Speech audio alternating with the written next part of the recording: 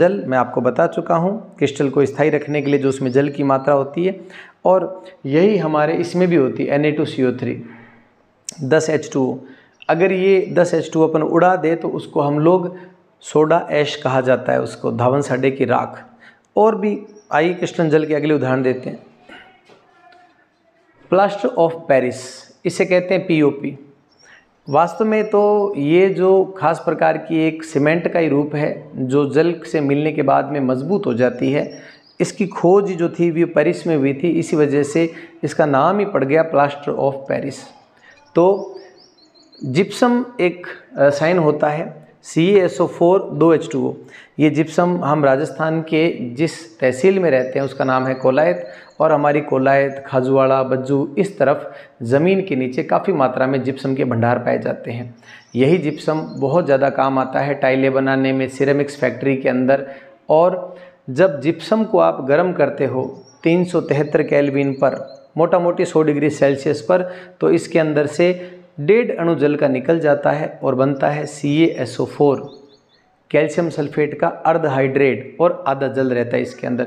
ये जो आधा जल रहा है उसे ही नाम दिया गया था प्लास्टर ऑफ पेरिस, क्योंकि ये जैसे ही जल प्राप्त करता है ये तुरंत ही मजबूत हो जाता है और उसका बाद में कई उपयोग किया जाता है। जैसे कि इसका क्या उपयोग है, टूटी हड्डियों को स्थिर रखने में। टूटी हुई हड्डियाँ और प्लास्टर बांधते हैं आपके परिवार में, या कभी आपको भी ऐसा अनुभव हुआ होगा कि किसी दुर्घटना में हाथ या पांव आपकी हड्डी क्रैक हो गई, भगवान ना करे ऐसा हुआ हो, लेकिन हुआ भी है, तो डॉक्टर ने क्या किया, प्लास्टर बांध दिया 21-22 दिन का पक्का।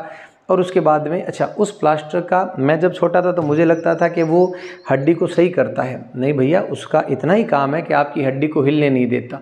वो हड्डी जब जुड़ने लगती है, अगर हिलेगी तो वो रोज़ अलग हो जाएगी और इससे जुड़ने का प्रोसेस धीमा हो जाएगा।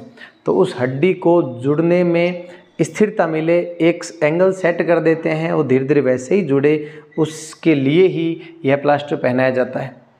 हमारे गाँव के अंदर पुराने टाइम में जब प्लास्टर नहीं होते थे तो हाथ वाथ टूट जाते थे, पाँव टूट जाते, तो वहाँ पर लकड़ियों की खपचियाँ बांध करके अच्छे से उसको बांध देते थे, पाँव सेट करके, हाथ सेट करके डोरियों से, और धीरे धीरे वो व्यक्ति भी ठीक हो जाता था।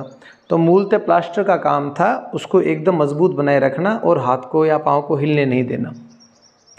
इसके अलावा ये POP क्या काम आती है, दीवारों की साज सजावट में, सुंदरता के लिए। तो जैसे ये पीछे की ओर की हुई है, इस बोर्ड के पीछे की ओर दीवार पे ये POP की हुई है, ये पूरी दीवार को सीमेंट के ढक देती है तो सफ़ेद हो जाती है, फिर रंग निखर के अच्छे आते हैं। अगला है खिलौनों के निर्माण में। तो बच्चों, जब आप कई बार जैसे अपन गणेश पूजा के